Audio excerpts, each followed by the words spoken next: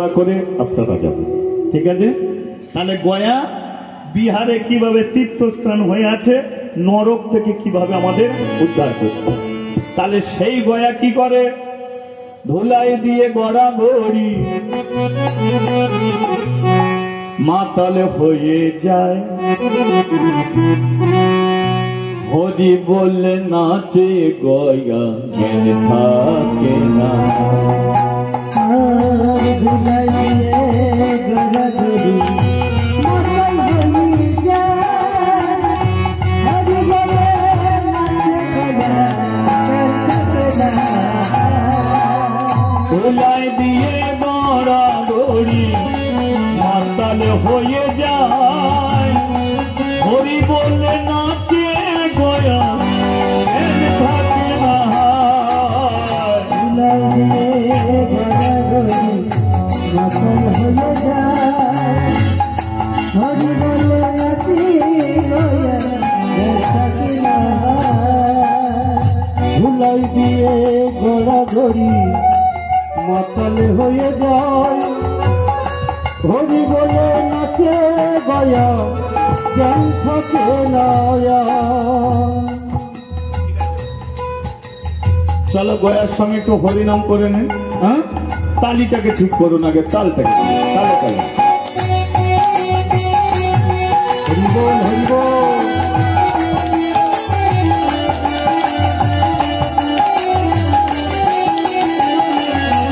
ধ্বনি হোক।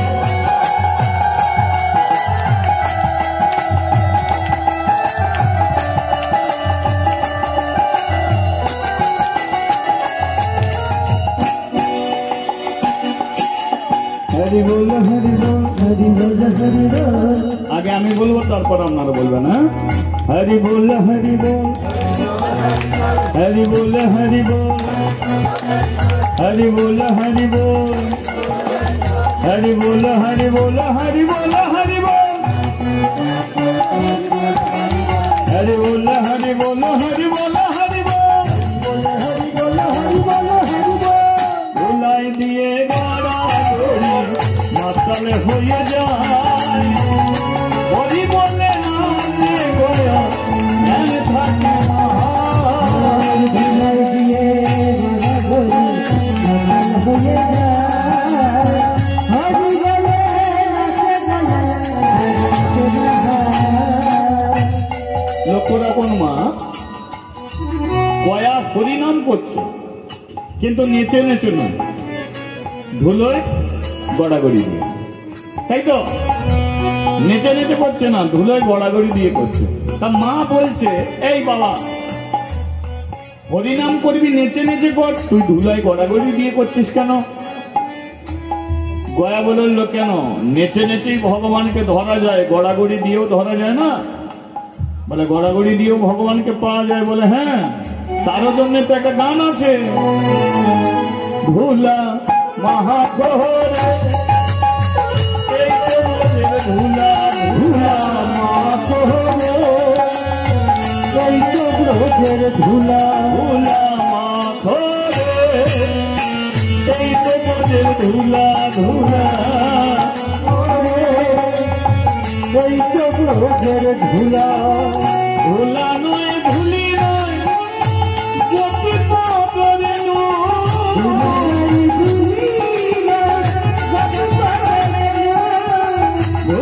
নয় ধুলি নয় গোপী পাগলে, ধুলা নয় ধুলি নয় গোপী পাগলে। সেই ধুলা মেখেছিল, সেই ধুলা মেখেছিল নন্দের রাজা কানু।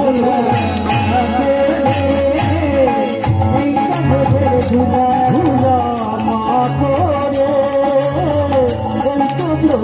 ধুলা। এই যে ধুলা কারা মাকে জানেন? ব্রাহ্মণ আর বৈষ্ণব দুটোর মধ্যে তফাৎ বলে দিচ্ছি। ব্রাহ্মণ আর বৈষ্ণব, ব্রাহ্মণরা কি করে? যাগ যজ্ঞ পুজো অর্চনা ব্রাহ্মণরা করে, কিন্তু একজন বৈষ্ণব তিনি যাগযজ্ঞ পূজা অর্চনা করে না, তিনি একমাত্র কৃষ্ণের পূজা ছাড়া আর কারোই তিনি পূজা করেন। ব্রাহ্মণরা কি করে? খায়। বৈষ্ণবরা কি করে? সেবা দিয়ে সেবা পায়। ব্রাহ্মণরা রেগে গেলে অভিশাপ দেয়, আর বৈষ্ণবরা প্রত্যেকজনকে ক্ষমা করে দেয়। ঘৃণা দুঃখী শুনেছে না, সবার পায়ের তলা দিয়ে হেঁটে যায়। কোন বৈষ্ণবকে, কোন ব্রাহ্মণকে প্রণাম করলে ব্রাহ্মণ আপনাকে প্রণাম করবে না, কিন্তু কোন বৈষ্ণবকে যদি আপনি প্রণাম করেন, সে বৈষ্ণব আপনাকে প্রণাম করতে ছাড়ে। হরিবল হরিবল, তাই তো? তাহলে ব্রাহ্মণ আর বৈষ্ণবের মধ্যে তফাৎ। ব্রাহ্মণকে প্রণাম করবেন, সে আশীর্বাদ করবে, কিন্তু বৈষ্ণব তাকে তুমি মাথা নিচু করে প্রণাম করবেন, সেও মাথা নিচু করে। কোন বৈষ্ণবকে বলবেন জয় নিতাই, সেও বলবে জয় নিতাই। বলবেন জয় রাধে, সেও বলবে জয় রাধে। সে যদি বলে নিতাই গৌর, সেও বলবে নিতাই গৌর। তদ্রূপ এই যে ধুলো, এ কারা নিতে চায়? এ ব্রাহ্মণ নিতে চায় না, এ নিতে চায় পরম বৈষ্ণবরা। কারণ বৈষ্ণব কোনদিন ভগবানের মাথায় থাকতে চায় না। একটা কথা বলে দিচ্ছি, কোনদিন ভগবান যদি তোমাদের কাছে আসে, ভগবান যদি বলে এই যে তোমরা আমার ভক্ত, তোমাকে মাথায় রাখছি, মাথায় থাকবেন না। কেন? কারণ মাথাটা কিনে রেখেছে রাধা রানী।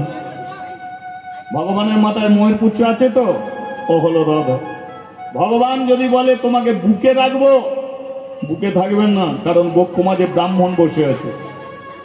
মহর্ষি ভৃগু ওই বককে পদাঘাত করেছিল, নারায়ণের বককে পদাঘাত করেছিল।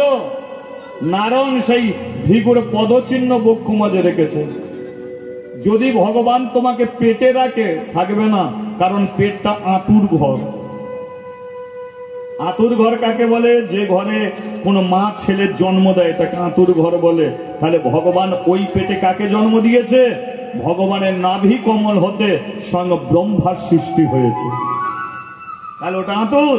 ভগবান যদি বলে তোমাকে কোলে রাখবো, কোলে থাকবে না, কারণ ভগবানের কোলটা শ্মশান হয়ে আছে। শ্মশান কেন শ্মশান? কারণ হিরণ্যকশিপুরকে মেরেছিল কোথায়? ভগবান কোলে রেখে তার পেটটাকে ছিঁড়ে মেরে দিয়েছিল। তবে মরা জিনিস যেখানে রাখা হয় সেটাকে শ্মশানই বলা হয়। তাহলে শ্মশান। তাহলে ভগবান এত কিছু রাখতে চাইলো, এবার তুমি ভগবানকে বলবে যে তোমার মাথায় থাকবো না, বুকে থাকবো না, পেটে থাকবো না, কোলে থাকবো না। তুমি যদি কৃপা করো, তাহলে তোমার চরণ তলে আমাকে রাখো ভগবান, তোমার চরণ। ভদ্রক জীবনে কোনদিন যদি ভগবানের সঙ্গে দেখা হয়, তার চরণ দুটো চেয়ে না। চরণের চেয়ে মূল্যবান হলো, চরণের চেয়ে মূল্যবান হলো ভগবানের চরণের ধুলি। এইটুকু জেনে রাখবেন, ভগবানের চরণের চেয়ে মূল্যবান ভগবানের চরণের ধুলি। ভগবানের চরণের ধুলিতে পাথর ফেটে যায়। তদ্রূপ গয়া আজকে সেই ধুলোয় গড়াগড়ি খাচ্ছে। কেন? কারণ নারদের আশ্রম, সেই আশ্রমে কত সাধু আসে, সেই আশ্রমে কত ঋষি আসে, সেই আশ্রমে কত বৈষ্ণব আসে, তাদের চরণের ধুলি পড়ে থাকে। আর ওই গয়া সেই ধুলোয় গড়াগড়ি দিয়ে হৃদয় মাঝে কৃষ্ণ ভক্তি আসে। হরিবল হরিবল, হরিবল হরিবল, হরিবল হরিবল, হরিবল হরিবল, হরিবল হরিবল, হরিবল হরিবল, ধুলা মহাখোরে এই তো মোদের ধুলা,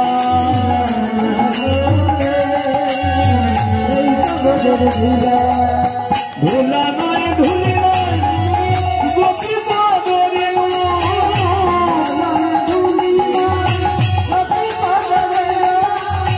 সেই ধুলা মেটেছিল ধুলা ভোগের ধুলা মাখো রে এই ভোগের ধুলা। আচ্ছা, তুই যে হরি নাম করছিস, হরি নামে কি আছে বলতে পারিস? নামের গুণে জলে শিলা ভাসে, অন্ধ মানুষ দৃষ্টি পায়, একজন খোঁড়া মানুষ তো পর্বত ডিঙিয়ে যায়।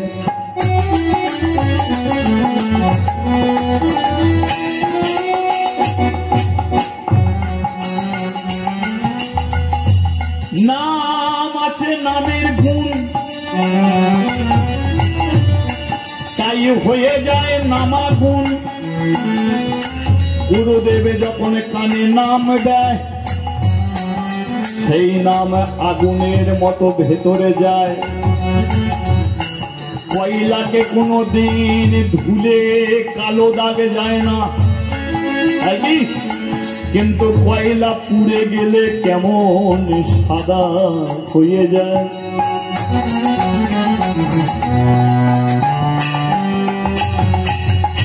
কয়লার মতো ময়লা আমাদের ভেতরে জমে থাকে, কিন্তু ওই নাম যদি ভেতরে যায়, কয়লার মতো ময়লাকে পুড়িয়ে দিয়ে আমাদের পবিত্র করে দেয়। হরিবল হরিবল, এই তো নামের গুণ, তাই হলো নামাগুণ। সেই পবিত্র মনে যদি একবারই হরিনাম করে, একবারই যদি হরিবল বলে, এক ডাকে ভগবানের সাড়া পাওয়া যায়। হরিবল হরিবল। ব্রজের গোপালা নন্দ দুলারা, ব্রজের গোপালা আমার নন্দ দুলারা, গোপালা নন্দ দুলালা, ব্রজের গোপালা আমার নন্দ দুলালা। ও নন্দ দুলালা, গোপালা দয়া হরি বলে নাচিছে, হরি বলে নাচিছে, আরে ভুলায় বড়া বড়ি দিয়ে, ভুলায় বড়া বড়ি, আরে হরি হরি হরি বলে, হরি হরি হরি বলে, হরি হরি হরি বলে, হরি হরি হরি বলে, দয়া ভুলায় বড়া নাচিছে, হরি বলে নাচিছে, হরি বলে নাচিছে। একবার জয়ধ্বনি বলিয়ে রাধা মাধব কি। তাহলে গয়া হরি নাম করতে করতে আর ছোট নয়, 20 বছর বয়স হয়ে গেছে। মা কিন্তু মরে গেছে। নারদ বলল, শোন, তোর মা মরে গেল, তুই আছিস, আর তোর জন্য আমি আশ্রম ছেড়ে যেতে পারিনি, আমি তো ভবঘুরে। এক কাজ কর, এই আশ্রমের দায়িত্ব তোকে দিয়ে যাচ্ছি, আশ্রমে তুই থাকবি, ওকে খেতে দিবি, ঠিক আছে? আমি চললাম। নারদ আশ্রম ছেড়ে চলে গেল, কিন্তু গয়া ভগবানকে খেতে দেয়। মনে মনে ভাবে যে যাকে খেতে দিয়ে খায় না কেন, এর হাত আছে নড়ছে না কেন, এর পা আছে হাঁটে না কেন, একই জায়গায় বসে থাকে কেন? তাহলে এ তো জ্যান্ত ভগবান নয়। তাহলে আমি তো শুনেছি জ্যান্ত ভগবান হাতে খায়, কথা বলে, তাহলে সেই ভগবান কোথায়? যে ভগবানের নাম ধরে ডাকলে ভগবান ছুটে আসবে, তাহলে সেই ভগবান কোথায়? তাহলে আমি সেই ভগবানের সন্ধানে যাব। ব্যাস, যে মূর্তি রূপে ভগবান সে দেখতে চায় না, দেখতে চায় জ্যান্ত রূপে ভগবান, যে তার নাম ধরে ডাকবে। আছে কোথায় সেই ভগবান? গয়া বেরিয়ে পড়ল নারদের আশ্রম ছেড়ে। কৃষ্ণ কৃষ্ণ কৃষ্ণ কৃষ্ণ কৃষ্ণ কৃষ্ণ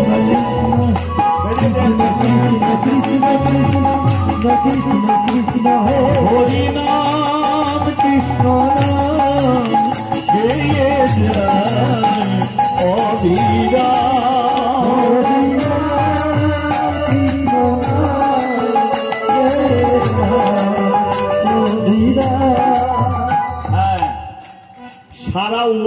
ঘুরছে, ঘুরতে ঘুরতে এলো কোথায়? বিহারে। জায়গাটার নাম কিন্তু গয়া। যেই জায়গায় বসে সাধন ভজন করেছিল জায়গাটার নাম কিন্তু গয়া ছিল না, জায়গাটার নাম ছিল গৌড়া।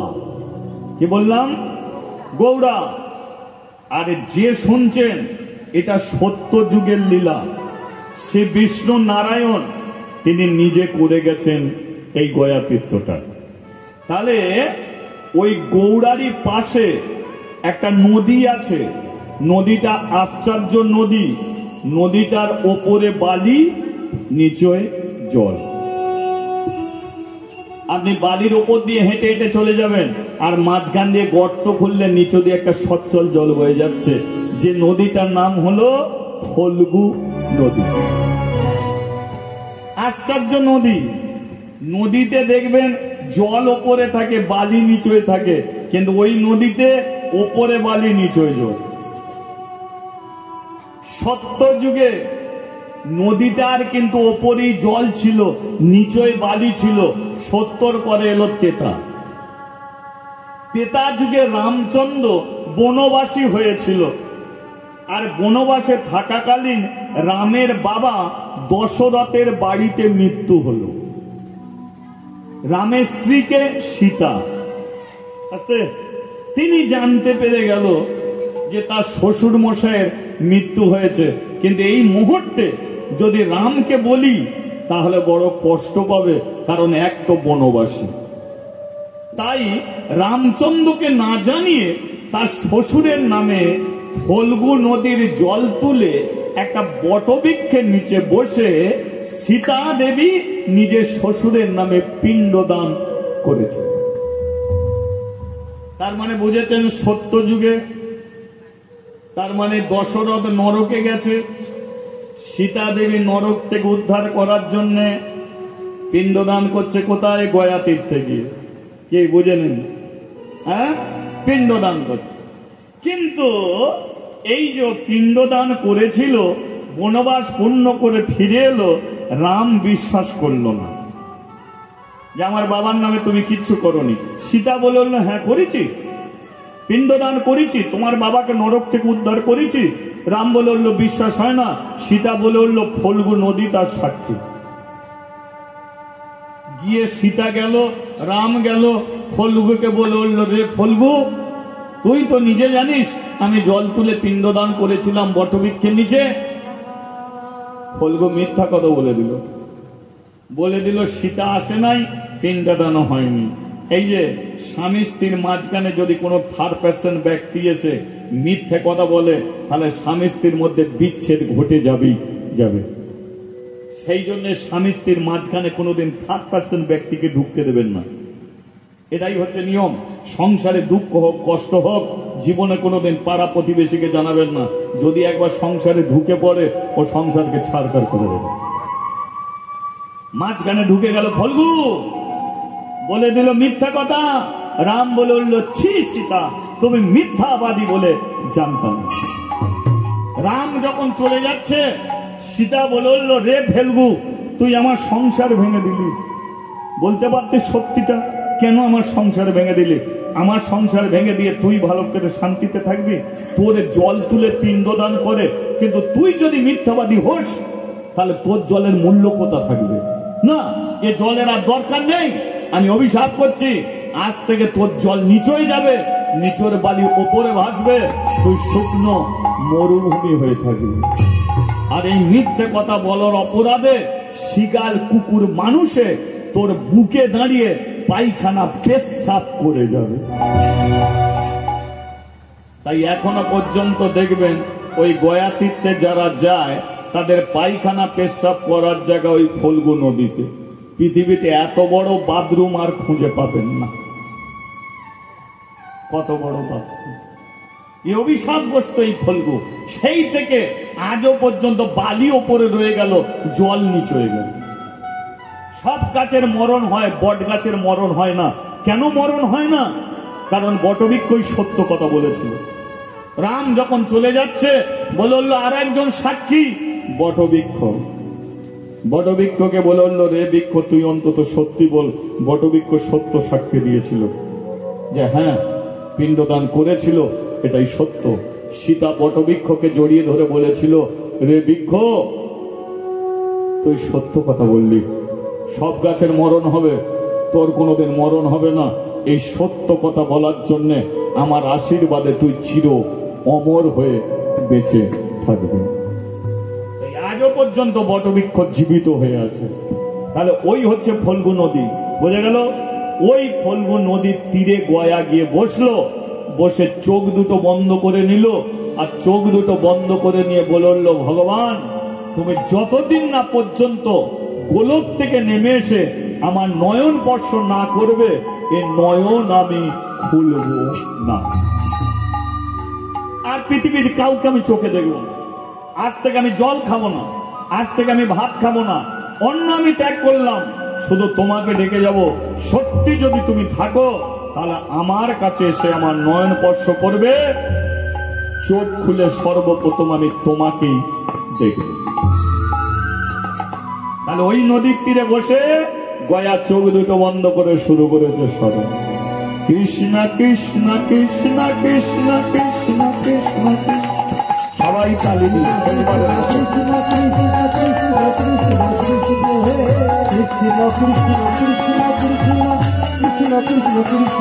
হরি নাম কৃষ্ণ অমীরা, হরি নাম কৃষ্ণ জয় যাও অধীরা। নাম ভজ নাম যত নামে করো সার, হরি নামে ভাষা করি হয়ে যাবে পার। হরি নাম জপ নাম করো হরি নাম ভজন করি হয়ে যাবে পার। যেই নাম সেই কৃষ্ণ ভজ নিষ্ঠা করি, নামের সহিতে দেখো আপনি শ্রীহরি। সেই কৃষ্ণ ভজন নিষ্ঠা করি, নামের সহিত হরি নাম কৃষ্ণ জয় অমীরা। হরি নাম কৃষ্ণ জয় যাও অধীরা। তাহলে নদীর তীরে বসে হরিনাম করছে। গয়ার হরিনাম কোথায় গেছে? স্বর্গে। বুঝে নিন, স্বর্গে গেছে হরিনাম। এবার 33 কোটি দেবদেবী তো ভগবানকে ভালোবাসে, আর ভগবানের চেয়ে তার নামকে বেশি ভালোবাসে। তার দেবরাজ ইন্দ্র বলে উঠল, ও শচী কে হরিনাম করছে? মানে শচী মানে ইন্দ্রের স্ত্রী। শচী বলে উঠল, হরিনাম তো আর এই ইন্দ্রলোকে হচ্ছে না, কোথা হচ্ছে? মর্তলোকে। মর্তলোকে একটা ছেলে হরিনাম করছে, ইন্দ্রলোকে চলে এসেছে। ইন্দ্র বলে উঠল, কি এমন হরিভক্ত যে পৃথিবীর মাটিতে দাঁড়িয়ে হরিনাম করছে, আর সেই হরিনাম স্বর্গে পৌঁছে দিচ্ছে। আমি সেই ভক্তকে দেখতে চাই। শচী বলে উঠল, আমিও যেতে চাই। দেখুন কিভাবে এবার তীর্থস্থান হচ্ছে। এবার শচী তার স্ত্রীকে নিয়ে আসছে, চলো শচীদের সঙ্গে করি ইন্দ্রলোক ছাড়ি, শচীদের সঙ্গে করি ইন্দ্রলোক ছাড়ি, উপনীত দয়া সুরের কাছে, ইন্দ্রলোকে যারা ছিল উর্বশী মেনকা রম্ভা, ইন্দ্রলোকে যারা ছিল মর্তলোকে চলে এলো। এবার গেল কোথায়? ব্রহ্মলোকে। পদ্মাসনে বসে আছে ব্রহ্মা, কি চতুর্মুখী ব্রহ্মা, তার স্ত্রীকে সাবিত্রী। সাবিত্রীর সঙ্গে করি ব্রহ্মলোক ছাড়ি, সাবিত্রীর সঙ্গে করি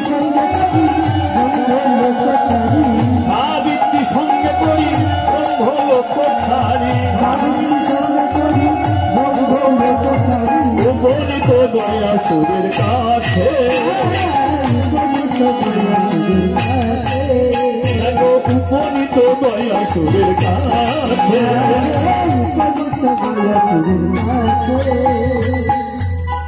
গয়া হরিনাম করছে পৃথিবীর মাটিতে, হরিনামে সমস্ত দেবতারা মাটিতে আসছে। কে এবারে গেছে হরিনাম কথা শিবলোকে, শিবলোকে কে আছে? শিবজি, শঙ্কর ভগবান। কে এবার শঙ্কর ভগবানের স্ত্রীকে পার্বতী, পার্বতী সঙ্গে করি কৈলাস ছাড়ি ধরি আসছে। পার্বতী সঙ্গে করি কৈলাস ছাড়ি উপনীত দয়া সুরের কাছে। নারায় উপনীত দয়া সুরের কাছে।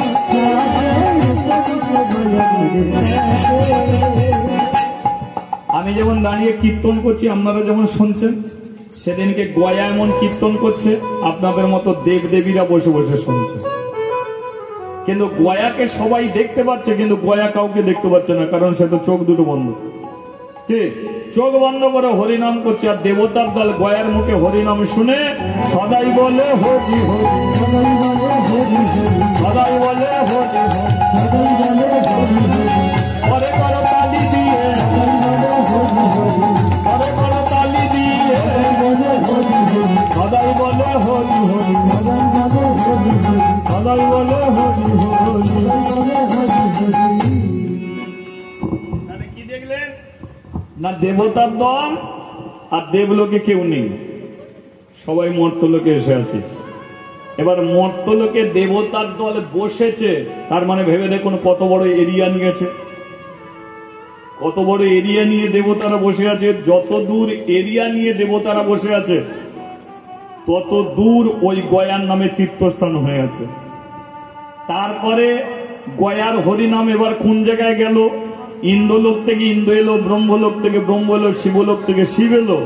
এবার গয়ার হরিনাম আর এক জায়গায় গেল, সেখান থেকে কেউ এলো না, সেখান থেকে কেউ এলো না।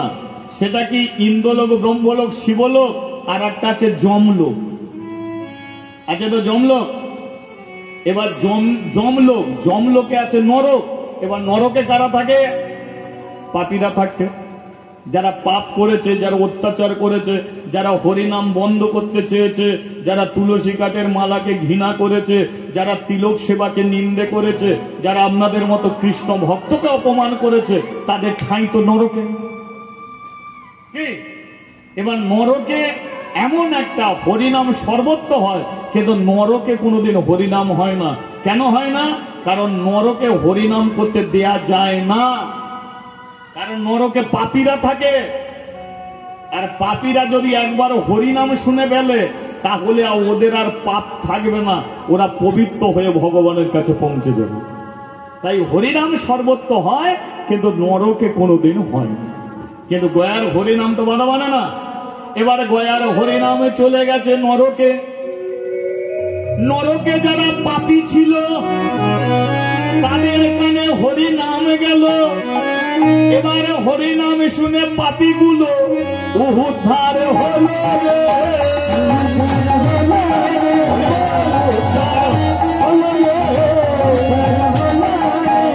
হরি হরি হরি বলে, হরি হরি হরি বলে উদ্ধার হল, উদ্ধার হল। এবার বলুন তো, নরকে আর পাপ নেই, পাপীরা উদ্ধার হয়েছে, তাহলে যে পবিত্র হয় সে পৌঁছায় কোথায়? ভগবানের রানা চরণ। নরকে যারা ছিল সবাই গোলক ধামে এলো। শ্রী বিষ্ণু নারায়ণ বলল, হ্যাঁ গো, তোমরা কোথায় ছিলে? বলে, আমরা নরকে ছিলাম। এখানে এলে কি করে? বলে, নরকে হরিনাম চলে গেছে, আর হরিনাম শুনে উদ্ধার হয়ে গেছে। ভগবান চিন্তা করলো, নরকে হরিনাম ঢুকলো কি করে? তাহলে হরিনামটা কি মর্তলোকে? অন্তর্যামী ভগবান অন্তরে জানতে পারলো যে মর্তের মাটিতে একজন হরিনাম করছে, আমাকে পাওয়ার জন্য। লক্ষ্মীকে সঙ্গে নিয়ে এলো ওই মর্তধামে। একদিকে লক্ষ্মী একটা হাত রাখলো, নারায়ণ একটা হাত লাগলো। দুজনে যেই দুটো হাত রাখলো, গয়া চোখ খুলে দেখতে পেল সম্মুখে দাঁড়িয়ে আছে শঙ্খ চক্র গদা পদ্ম শ্রী বিষ্ণু।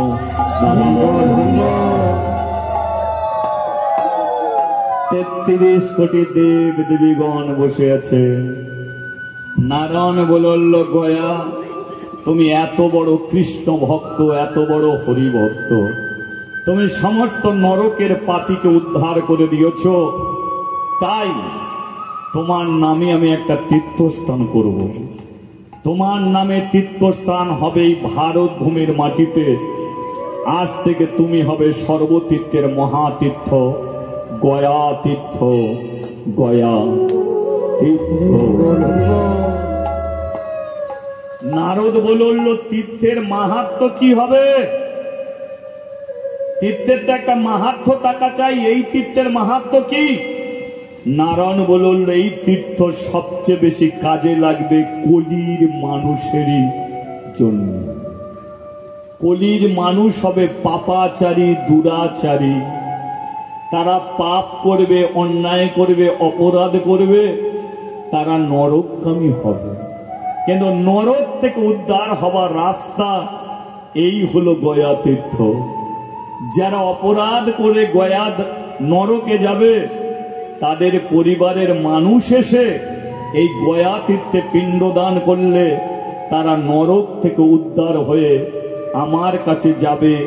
আমি আবার তাদের মানুষ করব, তারাই আবার হরিবাসরে বসবে, তারাই আবার দুহাত তুলে বলবে, এটাই গৌরে প্রেমানন্দে হরি বল, হরি বল। নারদ বলল, তাহলে মারা গেলে বাড়ির লোক এসে গয়া ধামে পিণ্ডদান করতে হবে, কিন্তু যাদের টাকা পয়সা নেই, যাদের বাবা মা মারা গেল কিন্তু ছেলে পিণ্ডদান করলো না, তাহলে কি তারা নরক থেকে উদ্ধার হবে না? ভগবান বলল, উদ্ধার তারাও হবে। এই গয়া তীর্থের মাহাত্ম্য, এই গয়া তীর্থের মাহাত্ম্য যে সমস্ত ভক্তরা কানে শ্রবণ করবে, এই শ্রবণ করলে তাদের যে জমে রয়ে গেল পুণ্যের ফল, তাদের মৃত্যু হবে। আর তাদের মৃত্যু হলে তারা নরকেই যাবে না, মৃত্যুর পরে তারা আমার চরণ লাভ করবে, তারা আমার চরণ লাভ করবে। এটা আমার কথা নয়, ভগবানের কথা। তাই এই গয়া তীর্থের মাহাত্ম্য আপনারা যদি ভক্তি করে শুনে থাকেন, মনোযোগ দিয়ে শ্রবণ করে থাকেন, তাহলে ব্যাংকে 5,000 টাকা রাখলে 10,000 টাকা হয়। তদ্রূপ এইটুকু জেনে রাখবেন যে তীর্থের কথা আপনারা শুনলেন, যদি মনোযোগ দিয়ে ভক্তি করে শুনে থাকেন, যদি হৃদয় ব্যাংকে যদি জমিয়ে রাখেন, তাহলে মৃত্যুর পরে আপনাদের জন্য কাউকে পিণ্ডদান করতে হবে না, আপনারা ভগবানের চরণ লাভ করবেন, আপনারা বৈকুণ্ঠে ফিরে যাবেন। হরি বল, হরি বল। তদ্রূপ এটাই হলো এই তীর্থের মাহাত্ম্য। গয়া বলল, আমি তীর্থস্থান রূপে থাকবো, কিন্তু তোমাকেও থাকতে হবে। ভগবান বলল, ঠিক আছে, তাই হবে।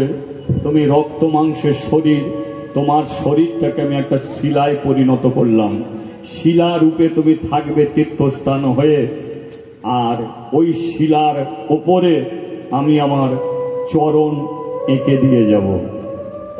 তুমি আমার চরণ তলে বসে কলির মানুষের পাপ তুমি গ্রহণ করবে, আর কলির মানুষের পাপ গ্রহণ করে ওদের তুমি নরক থেকে উদ্ধার করে আমার কাছে পৌঁছে দেবে। তাই এখনো পর্যন্ত শিলারূপে গয়া রয়ে গেল, আর ভগবান শ্রী বিষ্ণু নারায়ণ তিনি নিজে ওই শিলায় চরণ এঁকে দিয়ে গেল। আজও পর্যন্ত গয়া তীর্থে গেলে শ্রী বিষ্ণু নারায়ণের চরণ চিহ্ন অঙ্কিত হয়ে আছে, এই তীর্থ আজও পর্যন্ত দেখতে পাবেন। তাই এখনো পর্যন্ত শিলারূপে আছে গয়া, ভগবানের চরণ অঙ্কিত হয়ে আছে। আর এই তীর্থ আপনারা মাহাত্ম্য শুনলেন, আশা করি ভগবান আপনাদের কৃপা করবে, মৃত্যুর পরে আপনারা বৈকুণ্ঠ প্রাপ্তি হবে, ভগবানের চরণ আপনারা লাভ। হরিবল হরিবল। জয় নিতাই। অনেকক্ষণ ধরে আপনারা শুনলেন, এই হলো গয়া তীর্থের মাহাত্ম্য। আবার যদি কোনোদিন কৃপা হয় আপনাদের কাছে আসবো। আর এইটুকু বলে দিচ্ছি, ভাইকে আশীর্বাদ করে যাবেন। আমি আসি না।